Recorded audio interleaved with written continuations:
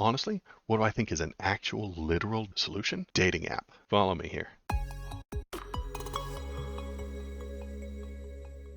Outrage grows after chilling call for genocide by Florida Republican. Democrat on the stage saying, how many dead Palestinians will we have before we stop killing them? Michelle Salzman said, all of them, she says, in a very excited, warlike cry. Michelle Salzman does not know the difference between a Palestinian and Hamas. You can be one, you can be both, or you can be one or the other. She does not know that, but she's in charge of laws in Florida. See, the remark came during a debate in which the state legislature calling for a ceasefire in Israel's invasion of Gaza, which has so far killed more than 10,000 Palestinians. 10,000 people have died, many of whom are children. The assault came after Hamas fighters. Hamas killed 1,400 people and took 200 hostage. This is bad. This is not good. I don't support Hamas. Hamas is doing bad things for ugly reasons.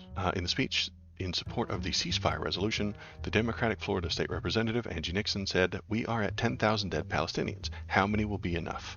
All of them, cheered Michelle Salzman, because she doesn't know the difference between innocent Palestinian children and Hamas. One of my colleagues just said, all of them? Wow, okay. This is the big thing that's happening in politics right now. Everybody's watching it. It's war.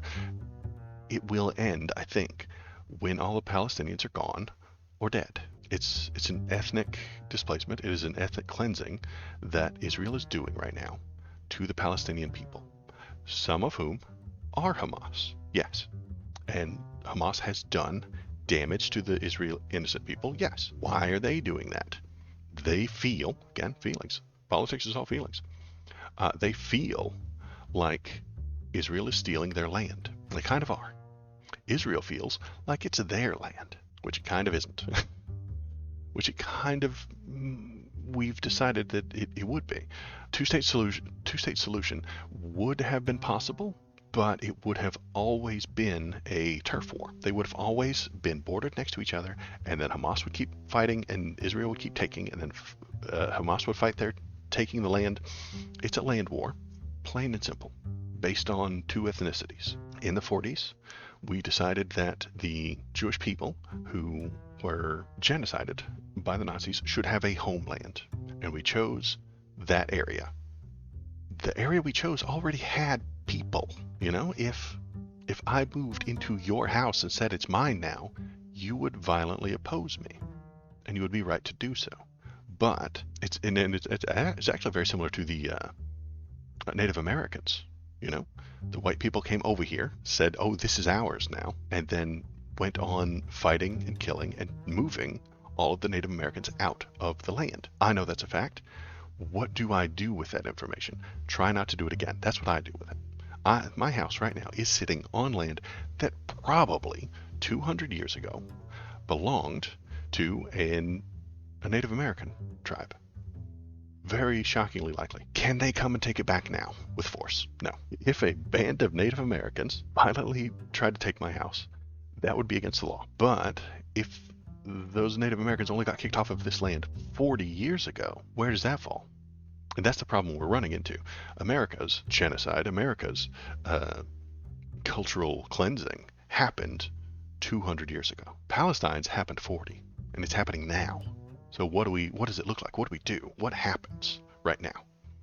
It's very difficult, and I think because I am an atheist, I would say that they should stop being religious. And then we've got a wonderful emote. That's emo Waldo right there. That's me. KBP made me into a very emo face every time I complain about religion. Step one, stop being religious. Step two, honestly, what do I think is an actual literal solution? Dating app. Follow me here. Dating app. And I'm not even kidding. Willingly, happily, people who want to go on this app matches Palestinian women with Jewish men and Jewish women with Palestinian men. What happens? They have babies.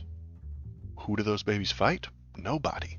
they're both sides. I mean, what I've heard, who first argument flawed different aspects. Yeah, there is no way to get to a reasonable outcome at this point.